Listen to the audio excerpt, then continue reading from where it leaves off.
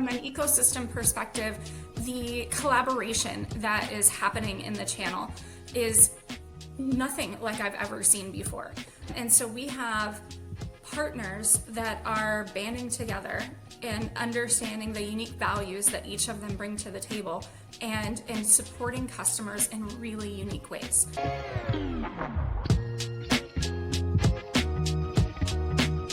Welcome to Sell Me This podcast, where we explore the strategy, innovation, and leadership shaping the world of business and technology. Today, we're joined by Cassie Jeppson, Director of Channel Programs and Operations Strategy at Lenovo. From hobby farming in Tennessee to leading one of North America's largest channel teams, Cassie brings dynamic perspectives on tech, leadership, and the evolving tech ecosystem. We'll dive into her journey across roles in marketing, sales, and enablement, explore how channel partners are embracing specialization, and unpack the massive impact that AI is having on both SMBs and enterprises. Cassie also shares a candid look at work-life balance, scaling with tech, and how Lenovo is helping organizations navigate a rapidly shifting digital landscape. If you're in tech, sales, or trying to do more with less, this episode is packed with insights. Let's get into it. Cassie, welcome to another exciting episode of Sell Me This podcast. We are super grateful to have you today. Where am I finding you? I know that you're across the country here, so where are you calling me from today? Yeah, Keith, super excited to be here, and I'm happy to report that I'm actually at home today. So I live about an hour outside of Nashville, Tennessee, a little town called Dixon. It's nice to be here and enjoying the warm weather. I love it. And I remember, so when you and I first met, we immediately connected over something that you leapt into that I feel like I have incredible admiration for. So you are a hobby farmer as well as an executive at Lenovo. Yeah, we have more animals than I can count at the moment and quickly growing. So it's a lot of fun. Very cool. Very cool. I'm going to jump right into things. Do you want to share a little bit about your journey in the technology space and how do you find yourself in your role at Lenovo today? It has been a journey, that's for sure. Over the years, then I've held positions in marketing, in channel management, direct sales, operations, programs, enablement, you name it, I've done it. And my journey has taken me, before Lenovo, I worked for a company called MarketStar, and they support Fortune 500s and getting started in the channel and building their business with some outsourced support. I worked with Citrix, so they're a software platforms provider. And I actually worked at Office Depot as well on helping them to get their channel started several years back. And then I've been an end user sales rep as well. So just a little bit of everything. And the power of relationships is really what brought me to Lenovo. It was a series of connections and relationships. And I was able to meet the notorious Jeff Taylor. I'm sure you know him as well. And so Jeff and I really hit it off, and he had an opportunity running channel programs at Lenovo. So I started about 5.5 years ago, and my role has evolved and changed many times over the last 5.5 years. So now I'm responsible for programs, operations, enablement, and channel strategy for the North America team at Lenovo. So that is an incredibly impressive portfolio. And you're a channel veteran. I know that you know your way around the channel from a bunch of different angles. Can you tell me a little bit more about what that role and what you're doing on a daily basis entails? There is no daily basis. It definitely is a different adventure every day. But the best days, I get to engage with a lot of partners and to gather their feedback as to what they need in the market and what they're expecting of their vendors. And then I have the privilege of turning that feedback into action and creating things like channel incentive programs, revamping, enhancing our operations to really focus on ease of doing business and making sure that we're simple and that we're consistent in the way that we do things. And then from an enablement perspective, that's all about the tools, the information, and the resources, and making sure that the partners have what they need when they need it. I look at it as I'm the choose your own adventure book that is Lenovo, right? And my team is supporting all of that, and they're incredible. So we operate extremely agile and almost 100% based on partner request and feedback. So I don't want to put something out there that isn't used or isn't beneficial in the market. We don't want to just launch things for the sake of checking a box and launching something. It needs to be valuable, meaningful, and applicable, and of course relevant to the partner's business. So that's what we're about. If a partner needs something or has feedback, then I'm all ears and love to hear it. I love it. And so are you mainly focused on the programs and the kind of mechanisms that allow you to go to market on that front? Or do you deal with the product side at all, or a combination of both in terms of that feedback? So I'm not creating product, but we're certainly creating the support, the operations, the enablement, and making sure that our partners are well positioned and comfortable taking those things to market with and for us. Now, certainly if there's feedback about different product features or, hey, I would like to see XYZ, then I do connect with the right people to be able to bubble that feedback up and make sure that those voices are heard and or get those people directly involved with the partners. I'm like that. Our team is kind of like that switchboard. We call in and we connect you with the right people, the right places, the right tools, and the right things to be able to support your business. So you can consider me the non-sales support for anything that the partners need. And so you're really the conduit for all of that information, all of that insight that's coming from across North America, from what the face of Lenovo, which is a lot of the channel partners, are really saying. Yep. That must be an incredible amount of information and insight that you receive. I don't know how you handle that, but are there trends that are popping up? Are there things that you're seeing that are happening across the channel right now that really come to mind and express what's going on in the, we'll say, the end user and technology channel side of things? Yeah, gosh, it's such an exciting time to be in technology right now. So Lenovo covers the whole gamut of technology for the most part. We say that we have everything from the pocket to the cloud, but there's a lot of components in there within that realm. If we start from the cell phone, Motorola is part of the Lenovo family. And then we have the PC client devices, we have the infrastructure, the servers, the storage, and the software and services that kind of bring the glue together. And then there's the accessories, the visuals, and all of the fun stuff that goes in there as well. So with that, we do get a ton of feedback from all types of partners. I would say that there's definitely the micro macro trends that are happening. And some of that is political and market trends. There's different purchasing patterns that are happening with the customers.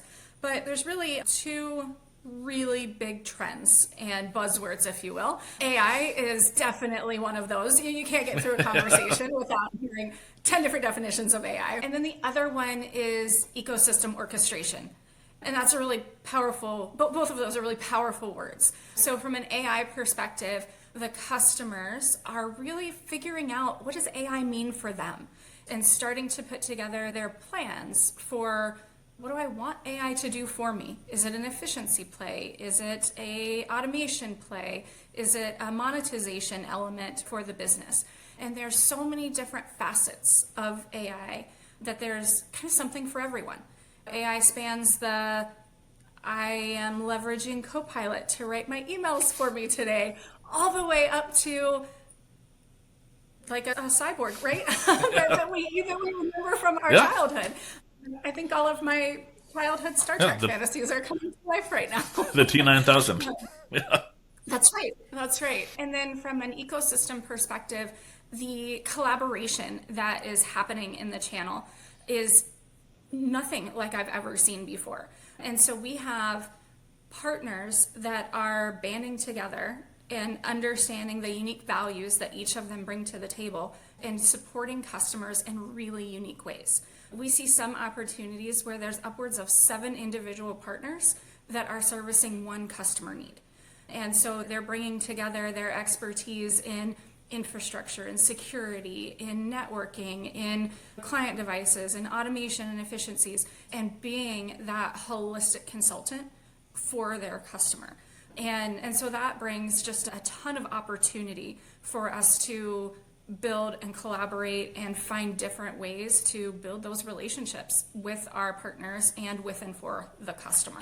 So it's exciting. So I want to dive into both of those things, but I'm going to start with the ecosystem side of things, because what you said is something that I've also been sharing as maybe a provocative opinion for a while, which is I think the generalist is slowly starting to fade away, especially in technology. And there's a role for the generalist, but with the speed that everything's moving, you need some of those, that key expertise, the person that knows what they're doing, the person that knows how to navigate some of the unseen waters.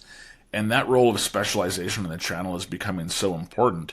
How are you seeing partners buckle down in specific areas, and how is that really benefiting them? That's a loaded question. We are seeing it in so many different ways. I think there for a while, especially just right after the pandemic, then you saw this, I need to be all things to all people. And now, as we're evolving in solutions and services and specialty solutions, then we're saying, oh, do you know how to do this? What is your expertise? What's your background in this? What have you learned about this particular topic? And the conversations are more organic and they're more authentic and pure. I don't really know the right terminology to say there, but in the past, you would walk into a room and you would have 20 partners in a room, and it was, I can't share that with them. That's my secret sauce. And now it's, oh my gosh, I gotta share this with you. And have you seen this? Let me tell you what I learned about that. And so the camaraderie and the community that is happening in the channel it's amazing. And there's so much passion behind it that it's really infectious. So ecosystems have been this trend, this, I guess, micro trend that even before the pandemic, that's really when it started. And then we saw an acceleration through the pandemic, and then afterwards, then it's, what do we do now? And then there was the AI boom that is happening, and it's all right, we figured out what we need to do now with ecosystems. This is where it's going. And this is how we can capitalize on all of those relationships that we forged during and after the pandemic. And this is the evolution of that. So it's a really exciting thing. I love it, and I feel like the power of that togetherness is super important, especially as everyone tries to figure out what these next chapters are like, because I don't think anyone has that crystal ball that says, okay, next year this is going to happen, and then the year after. I feel like things are evolving so rapidly that no one quite knows exactly what's happening. We're just trying to figure it out together. 100%. And everything that you do in life, as I get older, I find that it definitely takes a village. Yep. And I think that's what's happening in the channel as well, is that we're finding that as things become more complex and as we mature, then it takes a village. And we need to rely on those tight relationships and the expertise and skill sets of others to be able to have that holistic solution and be able to better serve our customers together. And so from your perspective, and I'm not sure if you have line of sight directly into the end customer side of things, but how is that impacting how customers are actually buying those solutions and even bringing together those 9 partners that you mentioned? So I think that it's really powerful to say, here are the 9 people that can do X, Y, and Z. But if I'm a customer, how do I even start to pick those 9 people? Because I feel like buying all of a sudden becomes way more challenging on that front too. Yeah, buying becomes more challenging. But both customers and partners are really slimming down their vendor lists. And so they're finding those vendors that, one, are easy to do business with, that are there to build a relationship and that they have that established trust, but they're there during the moments that matter, and that they're leaning in and helping the partner to make a difference during that customer experience. And it's through that relationship and through that networking that they're building their close-knit 7, if you will, of who they're going to market with. And so it's a lot of referral, it's a lot of relationship, and it's a customer saying, hey, Mr. Partner, we've had a relationship for some time. I'm interested in XYZ. Do you have expertise in that? No, but I got a guy. And everybody's bringing in their guy to the relationship and to the conversation. And that is how things are starting to evolve. So partners are looking to their vendors, they're looking to their communities and forums and peers to be able to establish their squad, if you will. And then the customers are looking to that relationship with their partner as well. There's some staggering statistics out there, though. I read recently that 36% of SMB customers are seeking a new partner. And not because of anyone's fault, just because they think maybe the grass is greener.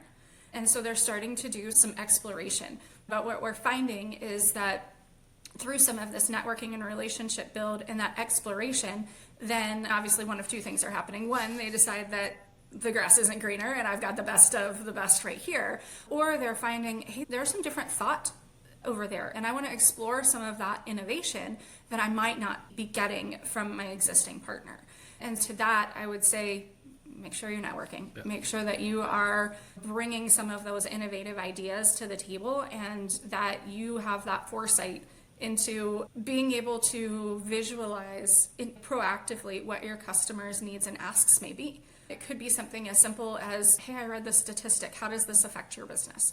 And asking some of those questions, or introducing, hey, I have a couple of customers like you, and this solution has been beneficial to them. I have a guy. He specializes in this solution. We do this together. And so start engaging in those types of conversations to educate and grab a hand and bring them forward with you. And that's the power of relationships. And it sounds like a lot of these customers are looking for the guide to help take them through these waters. That 1 in 3 or that 36% stat is super alarming, but also not super surprising. The analogy that I've used before is the barbecue, where you don't want to be the one person at the barbecue, especially in SMB, that kind of looks around and everyone's talking about the cool things they're doing with AI or with agents or with whatever it may be, and you're still focused on X, Y, and Z over here, and you feel like you're stuck behind. Yeah. And I would say that is happening more and more in the SMB space. The enterprise guys, that's like steering the Titanic, right? It takes a lot of people to get on board and to make sure that you're steering the ship in the right way. But the SMB and mid-market space is just a little bit more agile and able to lean in and try different technologies. And oftentimes they're the early adopters of the new things and new trends. And we find that in things like Internet of Things and smaller AI devices, then the SMBs have really capitalized on that to be able to find different areas of efficiency and automation and new ways to be able to service their customers. If you think of an SMB owner, then man, he's wearing 15 different hats. I know that we have a small business on our farm, and my husband and I wear 15 hats each to be able to get it done. And if I could, and I do, leverage some technology to work for me, whether that is agents to be able to build my website, or automating some of my social media posts, or leveraging my 13-year-old daughter to make videos for me, then you gotta find the ways to be able to get through all of those tasks and keep up with the market and customer demand. And creating content is a huge part of that, to be able to get your message out and share your expertise. So finding those efficiencies, finding some of those easy buttons to be able to cut down on the mundane tasks and to focus more on the strategic and servicing your customers is definitely important for SMBs. And that's where some of the AI devices, AI solutions really comes into play for them. And so I think that's really interesting, because the exact scenario that you talked about with the farm, I even have with our business, right? We're a small growing business and I work in technology, and the choices sometimes are almost overwhelming, right? There's so many options and things you can choose, so many paths you can take, and it seems every week something new comes out. How is Lenovo playing a role in helping some of the SMBs either make those decisions or make it really intuitive with the platforms and services you provide to help them along that journey? So the list is long. I would say that the first thing is to make sure that if you are a customer, that you're connecting with your preferred partner and they can help to walk you through the different solutions that are out there. But we do have dedicated SMB teams that they go through some pretty rigorous training to understand the trends that are happening in the SMB market and to be able to be that consultant or guide for technology that is really built for the SMB. And we do have different components that are different devices and solutions that are tailored for different segments of the market, whether it's SMB, mid-market, commercial or enterprise, or specific verticals as well. When you get into privacy practices or design fields, then you need different things based on what you're doing. And so we've done a lot of research on the individual personas and have crafted different solutions that fit for the majority and are also able to be customized, because it's not a one size fits all, but it's a one size fits most of the needs. And so they're able to be tailored and customized to be able to meet the needs of the individual business owner or user within that business. And so some of my favorite new solutions that do leverage AI, I'm responsible for a lot of the business modeling and financial elements. And I have a team that can help me with modeling. And after a couple of glasses of wine, then I get really good with those Excel spreadsheets. But on a regular, I'm a little bit slower when it comes to some of the building the models myself. And so I can leverage Copilot to be able to build some of those entry-level models for me. And so if we have an idea of, man, should we invest in this? Then I can build a quick model. I can get the gist of, yes, it makes sense, or no, it doesn't. And if it does, then I can engage my team to do a deeper analysis, but I can save some of their time in doing that initial leveraging Copilot by myself. And so that's been a big time saver. I travel a lot, and I think you're aware of that. We share some travel woes there. But as I am jumping off of a plane and sprinting through Atlanta airport, it seems every time, then I'm trying to answer emails also. And so I was really notorious for 3 or 4 line bulleted emails to answer. And now I can click on that Copilot button and it has learned my voice and can generate a really nice email from those 4 bullets that I put in. And so it's helping me to be more efficient and also more professional in the way that I come across in some of those responses. PowerPoint, same thing. There's lots of ways to be able to leverage the technology to work for you. And I love that it summarizes my emails. The email summarization is the greatest thing in the world, I feel.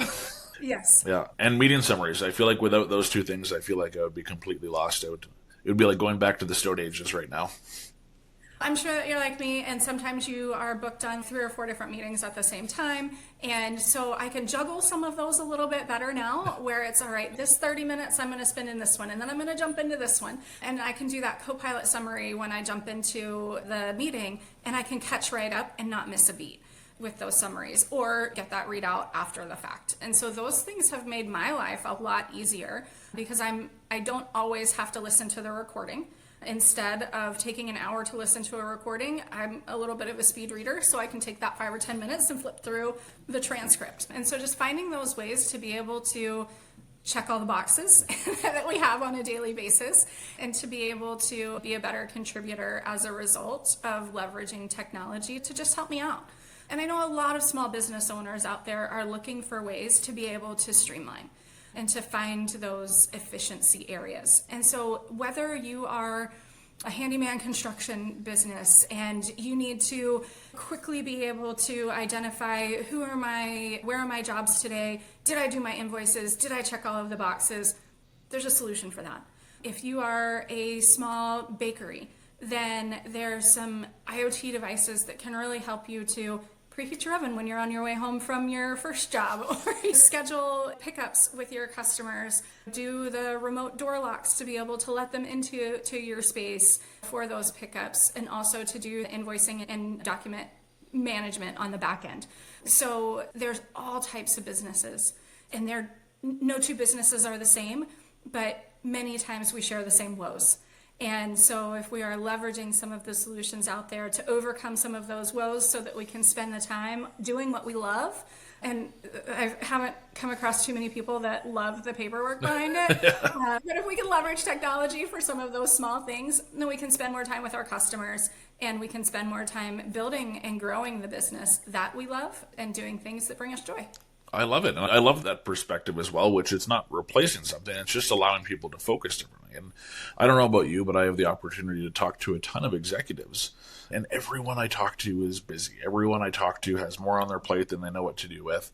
And they're juggling 400 different things. And the ability to add scale and simplicity to their lives seems like a little bit of a no-brainer. Yes, it's a scary thing though, because you feel like you're losing a little bit of control in the beginning. And this is totally speaking from personal experience. I've been in the technology industry for more years than I care to admit, and I really liked writing things down in my notebook and checking off that to-do list. And as I embrace technology more and more, then I'm able to reduce the amount of things that are on my to-do list, which is now digital, and to be able to feel that I've accomplished more at the end of the day. And so by letting go, I was able to grow both personally and professionally. And that by looking at what are those mundane tasks, where can I prioritize differently, and what's going to make a difference, then it allowed me to really capitalize on impactful items and spend more time building relationships that really matter more than checking off my to-do list. Yeah. And so it allowed me to find more joy in my role, as well as to help more people to achieve their goals as well. Yeah, and I totally get what you're saying as well. Just you can almost get addicted to being busy. And I think there's a lot of people that start to say, you know what, I have these 10, 12, 14, 24-hour days. We'll put it at the max just to keep the exaggerations in check here. But there's people that do enormous amounts of work, but trying to start to detangle that and prioritize is actually harder than it sounds, but can be super unlocking if you start to do that. Are you seeing your team go through that same process as well? Are you leading through example on that, or are they the ones pushing you? I'm trying really hard to lead by example. So let me tell you, I grew up in a workaholic family. And so my dad he's still one of those guys that he sleeps 4 hours a night, and that's great for him. And he is just always on the go, always doing something. And so that was the norm for me. And I struggle to sit still for very long. I've always got to be doing something. But more and more, I'm unplugging.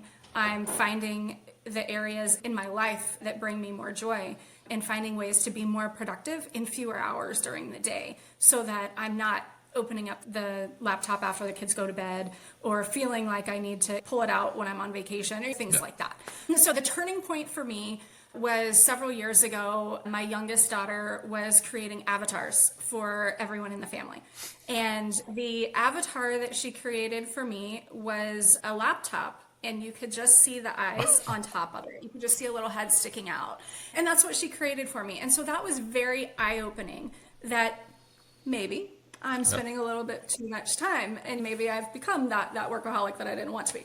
And it's taken me years to be able to have her change my avatar. And now it's a little bit different. There's no computer in the avatar, but just being able to set real boundaries for myself. And so it's more of self-governance rather than the company. Lenovo is fantastic about the work-life balance, but I needed to govern myself.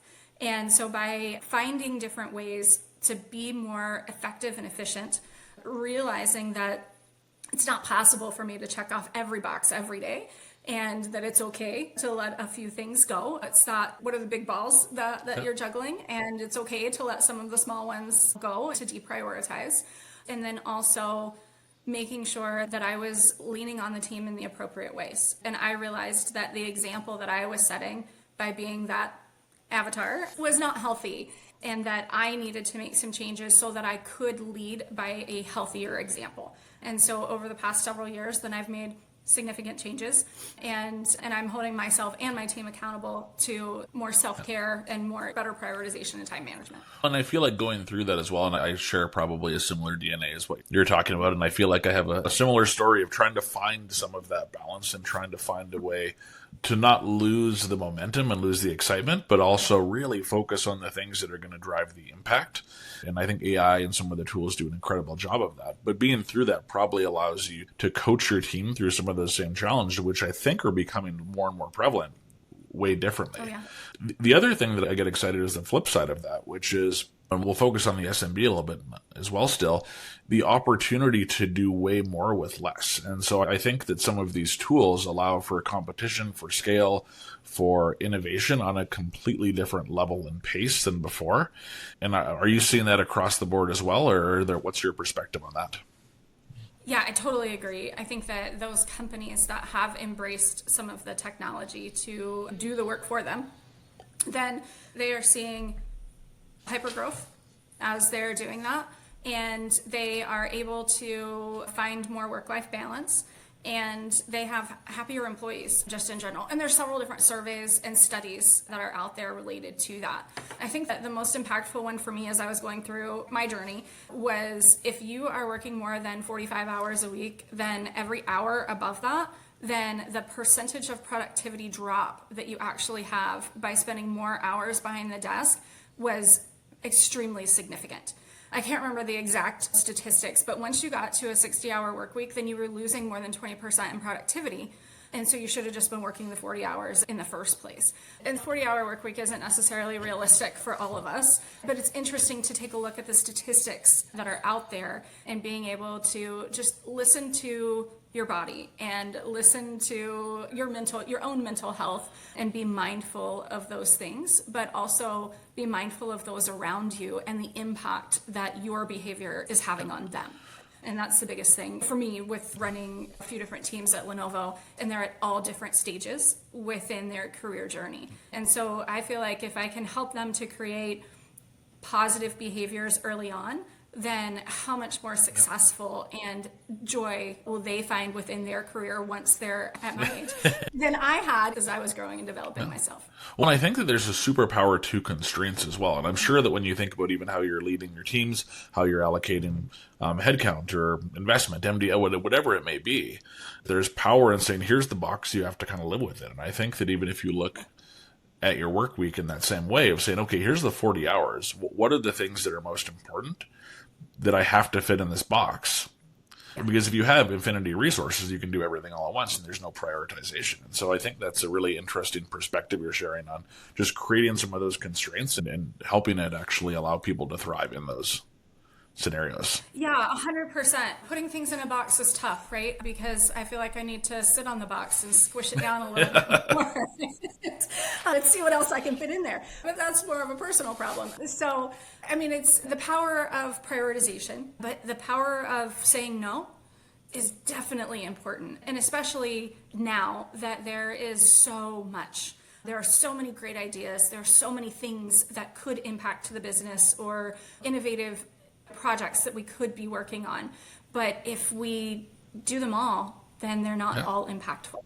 And so you have to take that step back and really identify what's going to have the biggest impact, short term and long term, and where should we be prioritizing. Because we can't be all things to all people, and we can't do every single project that's out there. There's a really interesting prompt, actually, and this probably won't age because in 6 months, if someone listens to this, will be old news. But there's a really interesting prompt on ChatGPT right now, which allows you to essentially say, "With now that you have memory, allow me to see my blind spots around prioritization, etc." And it was alarming. Like, it essentially went through all of the things that I'm working on and the things that I've put into ChatGPT and stack ranked. It's like you're wasting your time on these things. You actually need to deprioritize and cut these activities. It is a little bit of a science. It's very interesting. That's really interesting. So I haven't done that on ChatGPT, but in Outlook, there is a feature where it will do an analysis of where you're spending your meeting time and with whom. And so you can see what people you're spending the majority of your time with, and then you can look at your business priorities and are you spending your time with the right people doing the right things is a way that I've looked at prioritization as well. And then there are some cool time management features on Outlook as well, where you can have the system automatically schedule your focus time. And so if there's a 30-minute slot on Sundays, then it'll block all of those 30-minute slots for the week, and it'll block it as focus time so that if somebody doesn't schedule over it, then you actually have time in there to be able to pop in some work time or project time, or maybe it's meditation time. Very cool. I want to dive into the channel a tiny bit. And so I know we talked about the channel in terms of the ecosystem side of things. I think that there's a little bit of a black box around the channel still from some end customers and some companies, the SMBs. It seems like this faraway thing. Maybe they know their local partner, but could you describe a little bit about like how Lenovo works through the channel and what that ecosystem looks like for you? Sure. So Lenovo's we have multiple levels of sales teams at Lenovo. And so we have what we call our end user sales team, and they're there to represent the customer. And so they're that relationship between the customer and Lenovo. And then we have our channel partners, and we see every partner in our membership as an extension of the Lenovo team, part of the Lenovo family. And their role is with Lenovo and with that end user sales rep, then bringing their expertise to the table and helping us to jointly service that customer. And so that partner typically has that long-standing relationship with many of their customers. They understand their technology needs more intrinsically, and most of the time they're that local face for the customers to engage with. And they are aggregating multiple technologies to be able to serve that customer. Whereas I shared the portfolio that Lenovo has, which is very extensive, but we are just a small sliver of that pie of technology solutions that are out there. So where we have several different alliances that collaborate and integrate really well with Lenovo technology, there's a ton out there and there's new ones popping up every day. And so the partners are much better positioned to be able to service that customer needs based on that historical relationship. And then they will either have that niche expertise or some type of a unique value that they're bringing to the table as well, whether it's managing the outsourced IT or providing special services or bringing that unique niche knowledge to the table as well. That makes sense. You receive a lot of feedback from these channel organizations. Are there mistakes that you see businesses make when they are working through the channel or working through various channel partners? If you were to give some advice to I'll say like a mid-sized engineering firm that is going to market for a set of services, are there mistakes you see them often make that end up shooting themselves in the foot? I wouldn't necessarily call it a mistake, but with the amount of information that is available to us today on the web then I think that customers make some of the same decisions that I do when I go to the doctor, right? Where I go down, as soon as the doctor says, hey, it might be this, then I go down that rat hole like really quickly. And so I immediately pull up Google and read every article I can about anything that the doctors have said. And so I think, and as a consumer, I do the same thing, but I think most consumers are, whether you're the direct consumer or the business customer, then we are relying on the things that we read online to be able to drive and dictate some of the decisions that we make. And while there's a lot of really good information, it's not always the right information or the right interpretation of the information.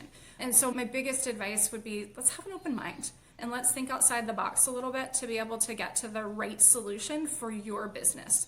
And what your buddy told you was the solution for his business may not be the exact same one that you need.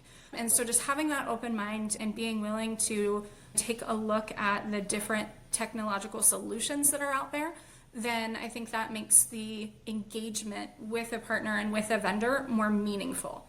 And that's where the partners can really differentiate themselves in being that coach, guide, consultant with and for the customer, to be able to identify and craft the best solution for that customer at the end of the day. So you're saying avoid the WebMD when you have the twisted ankle and actually go to the doctor and talk to them, identify your symptoms, share what's going on and let them diagnose versus jumping right to 11 in terms of the severity matrix, as I think we have all done before. Yes. And I love that coach, guide, consultant analogy as well. Are there relationships that you see work really well, or are there going to be a DNA of specific partners that make them stand out above the rest? Yeah, I mean, they're doing exactly that. First and foremost, any business relationship is a relationship built on trust, right? And you have to find the partner that you trust with your business. And so the relationship aspect of it is more important than it has ever been in the past, in my opinion. And so find the one that you're comfortable with and then ask the questions. Getting a second opinion or a different perspective is a great thing that a partner can provide. I know that in our business, then I think this is exactly the way that we need to do it. This is the technology that I need. These are the processes that are going to work for us. My husband has a different opinion sometimes, and that's okay. Or if I ask a friend or a consultant, then they're going to give me a different perspective. And so a lot of times then I may take that consultant advice, or we may meet in the middle with, oh, I really like this piece of what you're suggesting, but this has worked for me in the past. So can we meet in the middle and can we figure it out this way? So there are a lot of partners that can help with operational efficiency and workflow and applying technology to be able to support the outcomes that the customers are looking for.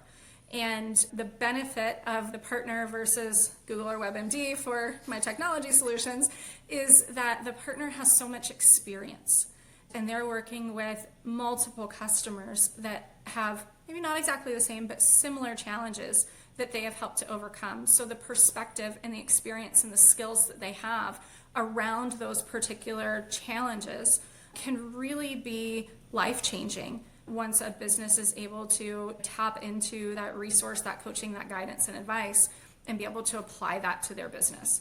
So I think transparency is really key. Be very vocal about what the challenges and problems are that you're trying to overcome, so that the partners and the vendors can work together to be able to help you find the best outcomes for your business and the best solutions that are going to help you to accelerate and reach your goals. I love it. Is there, one final question for you here? Is there a myth about the work that you do that you wish people would let go of, whether it be on the hardware side of things or the services or just the vast portfolio? Are there certain preconceptions that you wish would just go away from the work that you're doing every day? There's not always a lower price. No, and I think that's a very valid one. I think that we get caught up in price sometimes, but I think we really need to look at the value. And sometimes we'll see something that is posted on a marketplace that may be listed for one price, and then you get a quote from your vendor or from the partner, and it's different from what you've seen on a marketplace. There's probably a reason for that. No two offerings are really created equal. There could be some additional services or capability. There could be refurbished products that we're talking about that are posted on a marketplace, or it could be older technology, but it's not necessarily disclosed in that way. not everything on the surface is the reality. And so I would say just have an open mind as far as really understanding the value of what you're receiving, and make sure that you're also being transparent in the conversations to make sure that we can help to find the best solution for your business and the experience that you want to provide both for yourself and for your employees. I love that you brought it up, and I intentionally kind of stayed away from the price conversation for most of our episode, at least. But there's so many people that think if I can take one SKU and I can shop it around as quickly as possible, I'm going to find a way to save $10 or $100 or whatever it may be. And my argument usually is people end up spending more of their time trying to find that $10 than they save on the actual devices. But I think the channel doesn't quite work that way. And I think you're right. Finding those trusted partners that can guide you through versus trying to just leverage a commodity mindset is going to get you way further ahead on that front. Yeah, and I think that's an important aspect because technology is seen more of a commodity, but it's really not. A laptop is much more than a device. There's so many things that go into it aside from the box itself that you're getting when you purchase a laptop. And especially if you're purchasing that with services around it, and services means a lot of things, but there are value-added services that make that much more than a device. And whether you're purchasing directly from a vendor or through a trusted partner, then they're available. And so I would say just really understand what you're purchasing, making sure that you have the right support, the right warranties, and the right trust and confidence in the purchase that you're making. We typically use laptops for 3 to 5 years. That's not changing anytime soon. And so it's definitely an investment. And it's important to make sure that you're comfortable with the investment that you're making. And oftentimes, if you're doing that through more, let's call it reliable channels, experts, let's call it experts. Okay. If you're doing that through experts, then they're more able to guide you to make sure that you're getting the value for the investment that you're making for the long term. Amazing. Cassie, thank you so much for joining us. For people that want to learn more about Lenovo, they want to learn more about you, they want to connect with you, where should they go? Where can they find you? Not physically, but... So I'm always available. Connect with me on LinkedIn or reach out directly. It's cjeppson@lenovo.com, or any member of my team can assist you at supporthub@lenovo.com, and we can answer any question that you have. I'm an open book, so please keep the feedback coming and let us know how we can be more relevant for you. Amazing. This has been an absolute pleasure, and I really appreciate you joining us today. I really appreciate you having me. This was a fun one. Cool. Thanks so much.